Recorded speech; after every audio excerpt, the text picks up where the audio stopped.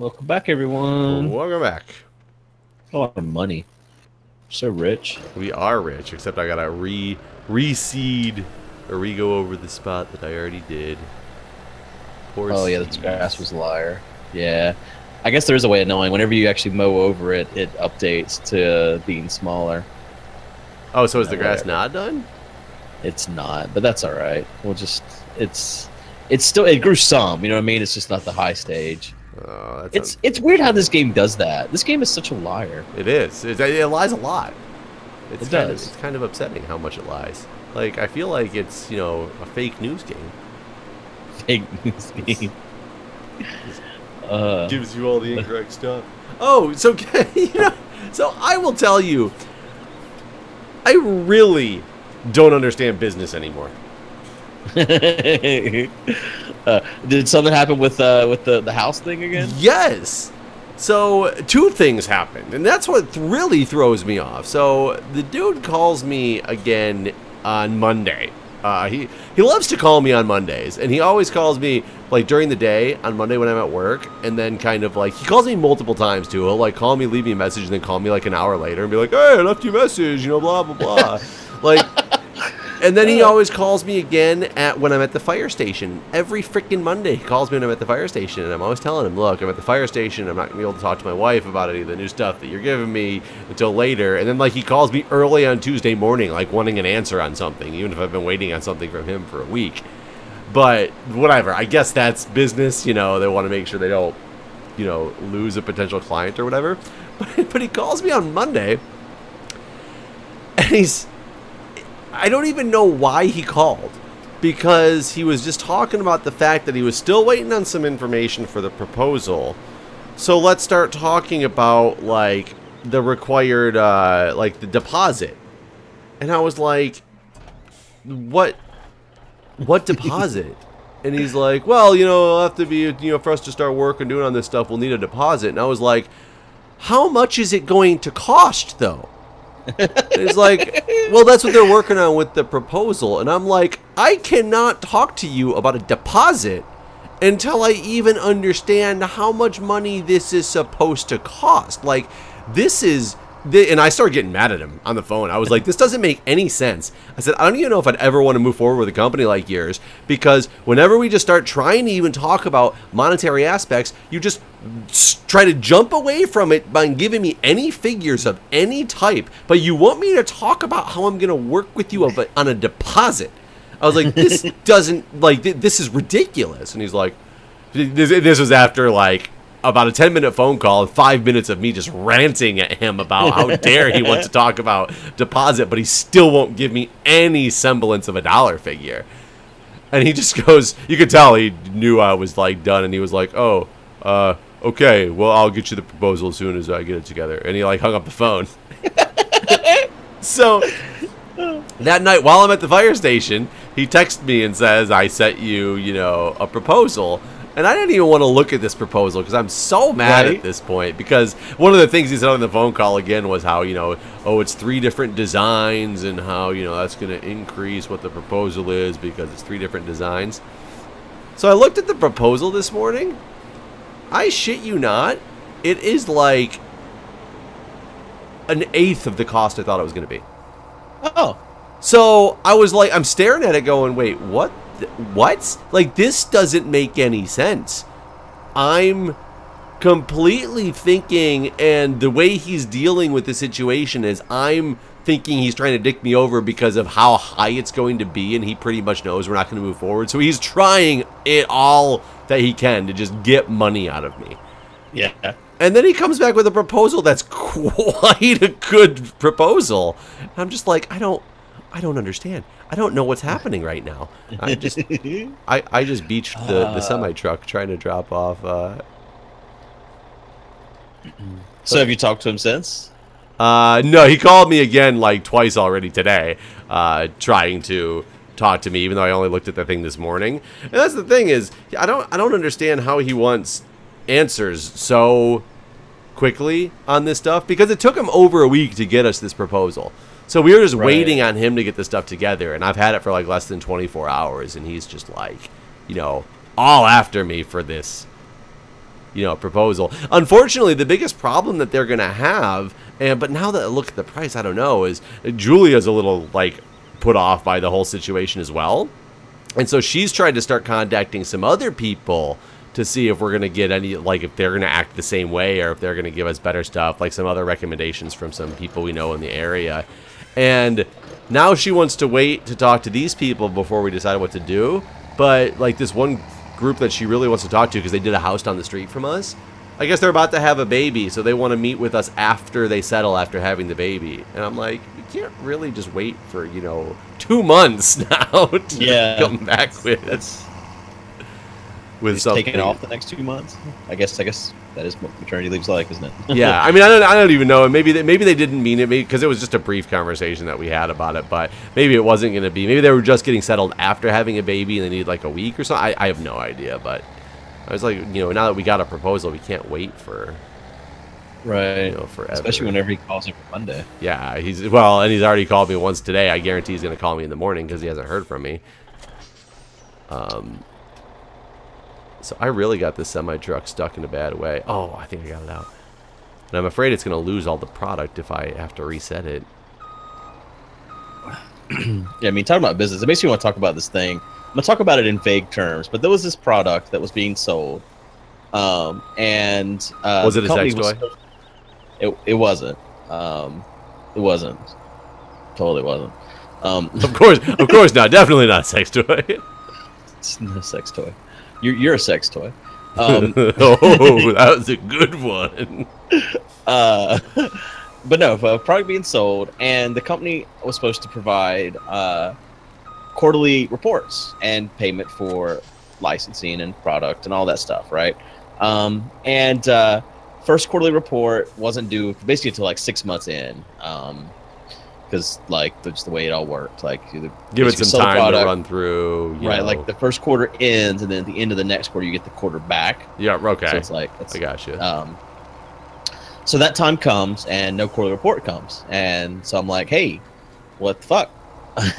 Where's the quarterly report? And so another quarter happens, and so I'm like, hey, you're 2 behind now. What's the deal? And he was like, well, the woman that does all the things had some medical issues, and so because only one person works in this company. Well, that's the thing, and I wish I could talk about it in exact work terms, but I don't really want to throw anyone under the bus or ruin anything or whatever. But so it doesn't. So I'm not gonna do that because it would even make it more absurd.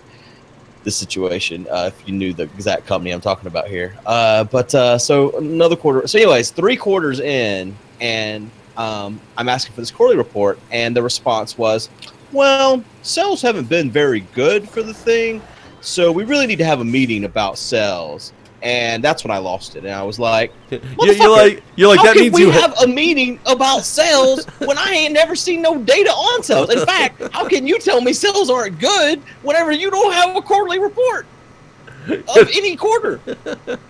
I can tell you. His response, at least to that, was somewhat reasonable. It was based on inventory still in, that there hadn't been a lot of sales, but wait. No, that is not a reasonable response, because that's saying that we still haven't done our work. The only reason we know that sales weren't good is because we have a lot of inventory, but we don't know how to track what we've sold. We're that good of a company, we can't track what we already sold. Right. Yeah, it really got me upset, really bad. I think you probably know who I'm talking about. I know exactly what you're talking about, actually. Yeah. It's just what it doesn't, those answers don't make any sense. It's like, well, and I get it, because I watch a lot of Shark Tank, and people go in there and get like decimated in Shark Tank because they don't have their numbers, and the sharks expect them to have all their numbers. But that's a whole other problem with Shark Tank. The sharks won't invest in anything unless they know it's a sure thing to make money, which is kind of like, that's not what the point of the show originally was. Right, it's like, hey, we're going to give you a little bit of money because we know we're going to be getting that shit back tenfold. Well, yeah, and it used to be like, hey, we're going to invest in you because we believe in you, and we're taking a risk that we're going to make some money off of this stuff. Whereas now it's kind of turned into a completely different type of show. Right. Come show us your finished product that is already profitable, and And we'll give you some money for the inventory that you're lacking on right now because it's a guarantee to us. Right. Yeah, right. Which is not how I think that show should be anymore. Like, that show should basically end because that's not the concept of the show. I still watch it. I enjoy it, but it's in it from a different level than it used to be. I stopped basically because of what you're saying. Like I used to enjoy watching that show, but yeah, I've stopped. I feel like they've lost. I feel like they lost some people that I enjoyed watching too. I can't remember who right now, but I feel like there was people I enjoyed on that show and they're not there anymore. Maybe not. Where's the fertilizer? They keep. Oh, I just took that. There was something in the way of the harvester over here, so I just had to go steal that tractor. Hold on. I'm gonna go drop this off and bring it back.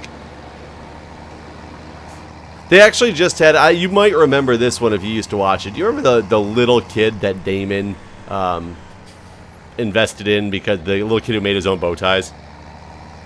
Yeah. They just did. I saw a news article on him. He's like a millionaire now because he just sold his company, or he just got a contract to make all the bow ties for all the NBA players for like events like that. So that's like a cool story from that, except for it was just... That had a lot to do with the reason that kid got a deal, with the fact that Damon liked him and saw himself in him from before, as opposed to like that this product was like the best product in the world. Like it's cool. A little kid was making bow ties, like, and all. I'm not knocking him for what he did and how he made it, and he was successful. He made it. He's a genius and a millionaire, you know, for doing what he did. But it wasn't like what the concept of Shark Tank was. Yeah. I don't know. It's fertilizer's up here by the silo, by the way. Unless there's another one. There is two, actually, isn't there? No, there should only be one fertilizer. I have the fertilizer tractor. One. How the hell did it get over there? Oh, I must have, you know what, I left it over there after I started driving the tractor over there, and then I stopped over there. The grass needs to be fertilized before I start baling, so the bale's in the way. Okay, I will go get that started on fertilizing. But yeah, it's just like I so was expecting this astronomical number, and it so is not. So I don't understand, like, this marketing guy. The marketing guy is the one reason I'm put off by this company at this point. Yeah, I remember you saying that. Which it doesn't make, and that's the guy you keep talking to, but he's the guy who's meant to make you want to partake. Whereas he's like the American Red Cross to me. And I'm somebody who donates blood whenever I can, but I don't like donating blood anymore because of how much I get pestered by the Red Cross. Huh. Oh, we can't hire any workers right now. And my monitor is going nuts. Oh my god. I just turned the brightness all the way down on my monitor because I guess I hit something and it pulled forward and it coincidentally lodged itself, something under my monitor lodged itself up where the brightness button was. So I was like, when did this game get a brightness feature like on it? And how do I turn it off? That's hilarious. Whoa, whoa, whoa, whoa, whoa, whoa, whoa. What?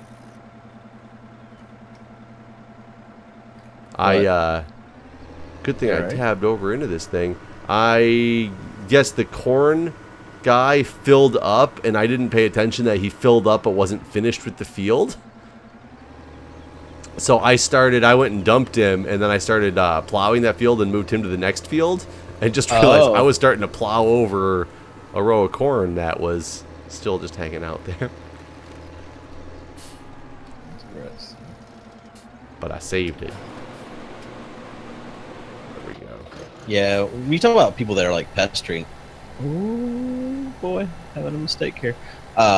So I donated. So like, there's the NC State has a animal hospital, and they're just specialty animal hospital. It's not like you can't just take your pet there to get them like, I don't know, groomed or whatever. It's like, I don't think hospitals do the grooming.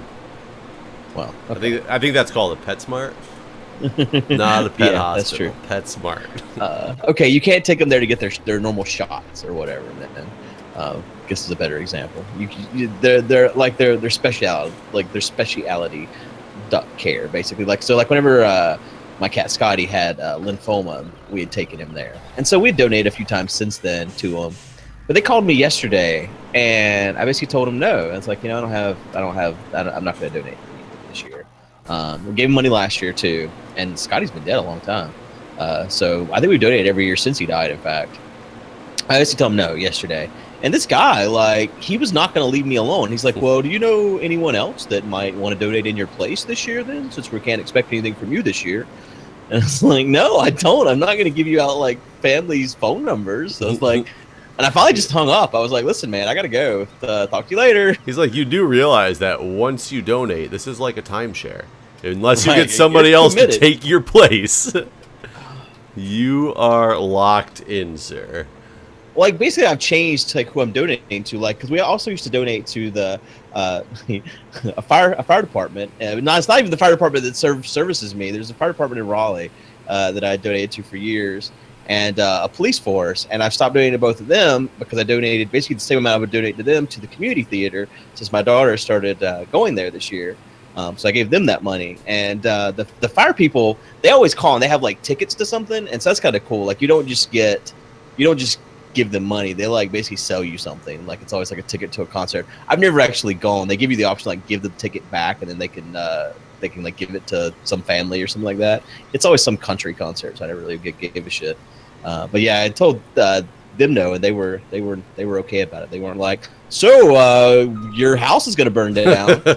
That's what we tell people. I don't enjoy it this year. Well, we'll just take you off of the watch list for right. fires in the area. Do you have to do that? Do you do cold calls to raise money for your fire department? I don't know that we don't do cold calls at my fire department. Like, it's kind of interesting. There's a big volunteer service in Montgomery County, Maryland, is where I'm part of. There's a couple of the fire stations, one in particular, that as a volunteer member, you're required every year to solicit, it's either $2,500 or $5,000 worth of donations.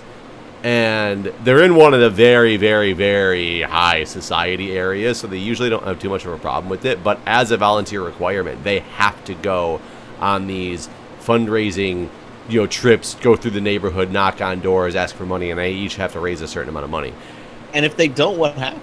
I think they lose their membership there. They have to maintain them. Absurd. They have to maintain the membership in some way, shape, or form. Like, that's their requirement. My fire station doesn't have that requirement, but we definitely do fundraising, and we always have fundraisers. Like, we connect with local businesses that certain nights of the week we'll get like 10% of the people that come in and say that they're with the fire department or whatnot. We do movie nights in the park in the summer where there's a donation, tip jar and everything that we usually get a couple $100 donations from people who come in. And we do send out mailers and stuff and those actually bring in a decent amount of money from, a lot of the elderly people still like the mailers. Yeah. So we do stuff like that, but it's a lot of, it's more passive stuff. Right. We don't do, my department doesn't go do the active door-to-door solicitation. It's one of those weird things. Like, we'll go to calls. You what? I've never had anyone come to my door, is what I said. I was going to say, we'll go to calls and have people offering to give us money to donate to the department, and we're not allowed to take them on the call. Huh. Yeah. So it's Why just not? like, I mean, I don't, because there's no good accountability. Yeah, maybe. I don't even know if it's necessarily a policy that you can't, or if it's just one of those things that we're always told like not to do because of, it could have this bad connotation. Because, yeah, let's say somebody says, oh, I donated when those guys came over, but that station never got any money from it. It doesn't even mean that the people stole it. It could be a different unit that came. Because if the unit for that normal county or that normal station is out, they'll send the next station over, and maybe they donate to somebody and they thought they were donating to one station and it's really going to somebody else. There could be a lot of confusion that's like with that. So I could understand why you don't want to do that. Some of them do some really cool things. I wish my station was more forward in doing this, but they sell tickets to a big crab feast, a crab boil that they'll have, or a crawfish boil that they'll have. And it's like $60 or $80, but it's like all you can eat crawfish, and I think they serve beer and stuff at a lot of them. And that's something that the community can get really involved in. Come over, have a good time. My station doesn't do that, unfortunately, but That's what every church. That's how I think all the churches around here stay in business. They basically sell barbecue all the time. I mean, like I feel like probably at least 3/4 of the year I could have barbecue any weekend. You mean like hot dogs and hamburgers on the grill? Oh, god damn it. That's barbecue, right, Guude? That's barbecue, right? Yeah. No, pork barbecue. I will tell you last night. So last night I was at the fire station. It was busy as hell at the fire station last night. I don't know. Fires? No, it wasn't fires. It was like car accidents and a couple drunk people that we ran on, passed out unconscious at a party. And I'm not talking like young kids. I'm talking like, you know, adults who are just overindulged at parties. But we ran 8 calls yesterday on the engine, which is crazy for my station. But I'll tell you, we were running so many of them back to back. We went on like, I think 4 before we made it back to the station one time. And this is so, we get back to the station, we literally back the engine up onto the front apron, and we're about to get out, and the thing starts going off again. It's like, and everybody in the back is like, holy crap, like, this is just like, this never ends. And I looked over at it, and I hit the en route button, because that's what you do when you say you're like responding to the call. And since they'll announce them out at your station, like your tones will go off, it'll announce it out over the radio, and you get to the unit, and the unit computer and the unit's going off. But the computer and the unit's the first thing that goes off. So if you were in the unit, I'm looking at the call before it's even quote unquote, you know, dispatched overhead. So we didn't hear where the call was at.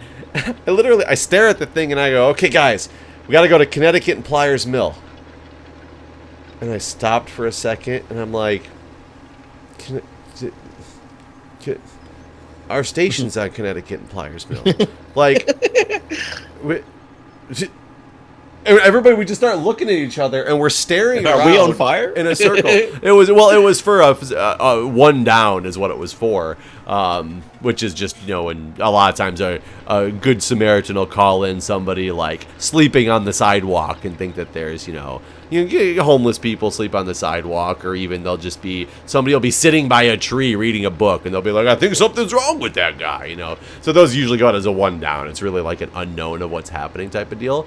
Literally called at the corner of the station where we were sitting at the time, and it took us a solid 3 minutes of staring around to find where it was, because of course it wasn't really on the corner. It was down the street. I don't know why the guy called it in on our corner, but to get dispatched to a call at the place we were already sitting was way more confusing than it should have been.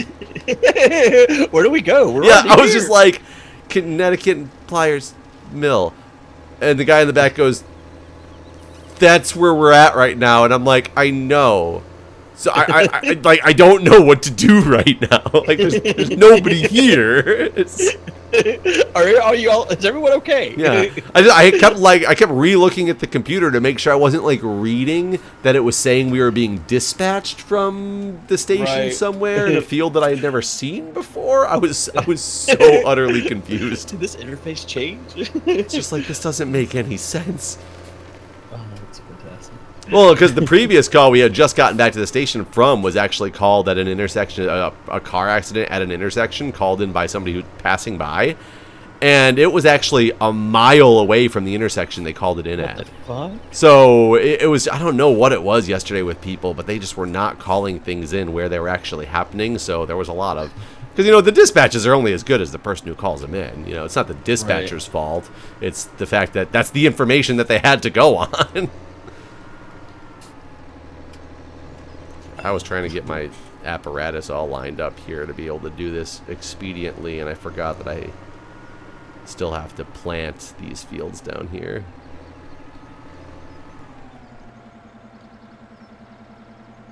I want to understand why this planter that can plant the corn and the sunflower, why does it also plant soybean? Yeah, that's weird, right? It just... If it can plant soybean, why can it not plant wheat? Why can it not plant canola? Well, I don't understand. Okay, so let's see. That guy's going. It's so weird seeing these machines that we actually own in the game in real life. The New Holland ones are real popular around here. Oh, really? Yeah, I see them all the time. There's not that many. I have a much better understanding of their farm equipment since I've been playing this game. There's not that many farms here in DC to. Yeah. look No, at. yeah, you guys are farming democracy. We are a farming democracy. I What does that term mean? I don't even get it. Farming democracy? I mean that's what grows in DC, right? I get farming as a verb. Right. I gotcha. I thought you were using farming as like an adjective, like the farming democracy, and I'm like, what?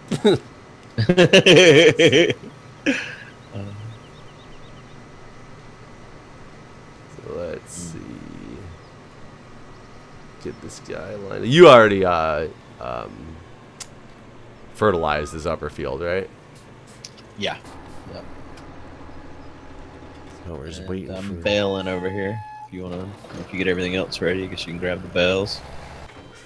Where's the pickup truck at? There he is. We are so close to $1 million. So we should talk about this. I think we should buy the $1 million windmill, even though it's not as exciting for video content. But it's, And then- it's that passive income. Right. Oh right. no! You know it's 1.2 million. Oh, is it? It's 1.2. Produces $1,000 an hour though. Yeah, I mean that's $24,000 a day. Obviously, since you know math, you didn't need me to tell you that. But I mean that's double what we're spending on upkeep. So we're basically that'd be a $12,000 profit a day, which isn't huge, considering we're spending 1.2 million. But it's better than a $12,000 loss a day that we currently Right. have.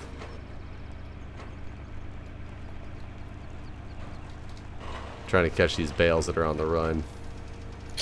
The question is, do you think we could make $12,000 a day from the $1 million field? Are we gonna plant grass in it?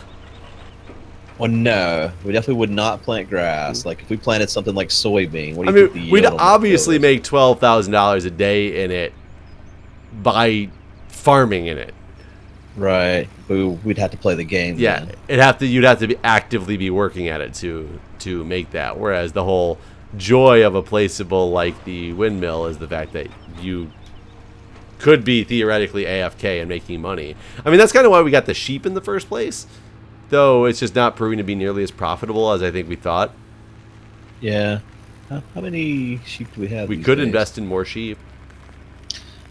Mm. $1 million in sheep. I wonder how many pallets of wool are up there right now. We are up to 47 sheep now. You sold all the wool last time we played, right? And there hasn't been Yeah. much off-camera time except what we did right beforehand was just waiting for the stuff to grow. So I wonder if there's only that 13% of one pallet, or if there's one pallet plus 13%. I would guess yes. I said that was an either or. Yes, does not apply. I mean, it could apply. There could be 13% of the one pallet and other pallets. That's what I meant. Like, I wonder if there's another pallet or just 13% of one pallet. Yes. Shut up. I know how this game works.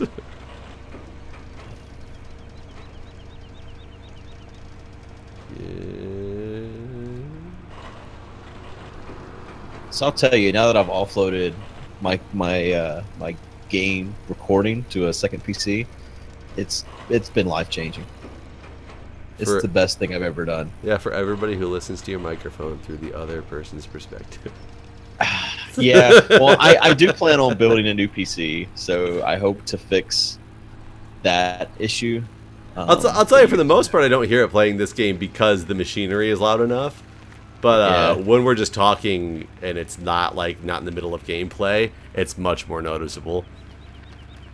Yeah, apparently, whenever we play PUBG, it really annoys Sevidus. I don't think PUBG would have enough. A lot of times noise. it's pretty quiet because I mean that's a game all about being able to hear the other players and stuff. You want to be able to hear the footsteps and stuff. So we should play that sometime. Have you bought it? No, I've not bought PUBG. I just don't know how good I'd be. I used to. It's so funny because when I started getting really heavy into video games, and by heavy I mean when I finally found a game that I was playing. The first game I started playing a lot, like multiplayer online with other people, was Counter-Strike. But it was Counter-Strike Source. You know, the one before CS:GO. Right. And I was playing that a lot, and some of like the zombie mods and the jailbreak mods. I used to have a lot of fun just playing with like other people with that stuff. And I was relatively decent at FPSs, but I didn't ever go play like death matches or anything like that. Yeah. It was more just fun stuff, and then I tried to go play some death matches, and it was like, I'm terrible at FPS. I do okay. I wanted to say pretty good, but I feel like that might be too generous. But I do okay at PUBG, and I don't think that I don't know. I feel like that's one of those games where anyone can get some kills, but maybe I'm better than I think I am, but I don't think I am. I mean, maybe you're the best player that there's ever been, and they're selling yourself short. I don't know. Anders is pretty fucking good. Like, I've watched Anders play the game, and it makes me disappointed in myself. Well, he's always been into the FPSs, though. Like, he was really big into CS:GO and stuff, right? Yeah. Just, I don't know, man. Watching him play after, like, I've played, and just how quickly he moves around on someone and shoots them directly in the head and kills them, whereas I'm like, it took me 4 shots to kill this person or whatever. It's just, I'm just really envious of his skill at that game. Yeah, I mean that's what he gets for using aimbot. Yeah. I'm just kidding. I don't think he uses aimbot. I've never seen him play. I have no idea. I would guess aimbot. I'm really surprised he's so terrible at UHC, considered his skill at other first-person games. I guess that really does attest to how bad combat in Minecraft actually is. True. And I guess a lot of it is getting to know the game that you're playing too. It's not necessarily about like being super good at FPSs. It's knowing the physics of the particular FPS you're playing and the movement of the other players, and especially if you start knowing maps. That's one of the things with that is when you know maps and know every single hiding place there could be, you could be jumping around blind corners and getting headshots because you were 99% sure there would be a person there, not because you saw them and lined it up. And right. I think that's what's so good about PUBG is it's not that kind of game. It's not a CS:GO kind of game because you're in this giant. It's like UHC. You're in this giant world where there's a border closing in, just like in UHC. But it doesn't close in on 0-0. It's a random border, so you never know where the border is going to end up and stuff. So you can't just go to the middle and camp. Can you build stuff? No. You can't mine it and craft it in that game? You cannot mine or craft. It is breaking out of the mold of current games. The lack of mining and crafting make this non-Minecraft game less like Minecraft than I thought. It is very not. It is not Minecraft. So you used to play Terraria, or Terraria, however you would like say that, right? Yeah. And that was originally, I always thought that was a two-dimensional Minecraft. Is what I thought. Kind of think it got really like popular because of the concept of. But yeah. I've watched like YouTube videos of people playing that, and granted, entertaining. Do you feel that that's what it was? Or do you feel it was completely different? Oh, whenever they were first showing it, the developers, I thought, wow, yeah, this is 2D Minecraft. After the game came out and they added all the bosses and all the items and all that, it's definitely not. It's its own game that maybe took some of the tropes from Minecraft, but no, it's not. It's not 2D Minecraft. Did it first come out with all the bosses, or did it first come out as more of a? I think it only had like one boss when it first came out, but even then, it had all the wild items and stuff. After you played it a little bit, you could tell that this is a game that's not Minecraft. Okay. I thought at least. Yeah, just everything I've seen of it does. I mean, I get the Minecraft concept that you're doing some mining and then crafting stuff, but that was like the extent of how it was, you know, like Minecraft. And I wondered if people, because I never really got into Terraria and thought it was entertaining, but it's more fun for me to watch other people progress in that game because there's different like routes you can go with different equipment, and I don't know. There's just some strategy I find really interesting about that game without ever having played it. And I was just like, this doesn't like look like Minecraft at all to me, which is what I thought that this game was kind of supposed to be. No, I don't think. I think that they try to distance themselves from it to some degree. Like they didn't want to be 2D Minecraft. But it was enough like it to get some hype during the Minecraft hype. Right. Like I feel like Cube World really dropped the ball. I think that guy could have made more money than he could ever wipe his ass with. I forgot about Cube World. Yeah, that was like, are you really in the way? The harvester is parked across the street. And it's in the way. Yeah, I felt like Cube World was the game that I, like visually, I wanted that game to be a thing. And he made it. He fucked that up big time. Yeah, I remember I bought that game with so much excitement, and I think I played it for like an hour and was like, okay, things are gonna get better, they're gonna work some of this stuff out, and then it just kind of didn't. Yeah. No updates ever. I wonder if I still have it. Because it wasn't Steam. I'd actually have to find the installer for it. Yeah, I don't even. Yeah, exactly. I wonder how much money that dude made off of that game, or why he stopped. Because I feel like it did have a huge following right when it came out, and I thought the game was decent. It's not like it came out and it was just like utter garbage. No, it came out. Just needed the updates. Yeah, it came out. Just needed some updates because it had a good place that it could go to from there. The night cycle was ridiculous. I remember the first time I had to sit through a night cycle. It was like hours. I think it was a full hour, real life hour. And there was no way to speed it up. No. Or maybe there was, but I didn't have a bed or something like that. Like I could not speed it up. I know that much, and I hated it. Yeah, that could have been a good game. Never will. It's kind of like that. That Arma 3 mod. I can't even remember what the game is now. DayZ, maybe? No. I mean, DayZ's a game. Did it come out? Was that an Arma mod originally? Oh yeah, DayZ. There's still a huge DayZ following. DayZ, Rust. Like, that's not the game then. There was a game that was an Arma mod originally, and then they moved it to standalone, and then it's never ever going to grace the planet. Like he's still supposedly working on it, but I think actually the guy that I don't even know. I'm gonna stop trying to speculate. I can't remember all the details. You mean like shit? What is it called? The Galacticraft update. Well, no, that came out. Another one? Well, he released 2 planets. Like that had different bosses? I think so. There has been a release that we have not played by the official maker, Mickley. It's not time though. No. 2 planets wouldn't. We could blow through 2 planets in like an afternoon because that's it. But I was sick of seeing Creeper Boss and Creeper Boss and Creeper Boss. Which that wasn't by him, that was by a third party that added the other planets. Right. Those planets had such cool effects to them to be like limited to Creeper Boss. Creeper Boss. Yeah, it's a real shame. It almost feels like maybe he shouldn't have released it. I hate to say that, but it's like it's kind of off-putting to go to all these other planets, but then they're not to be a point. So. Right. It's just doing the exact same thing as you just did on the previous planet to get the stuff to get to the next planet. All you're doing it for is to get to the next planet to get some type of ore that you'll eventually need.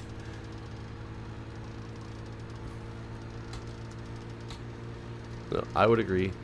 Guude 978. We need another 200,000, don't we? Yeah.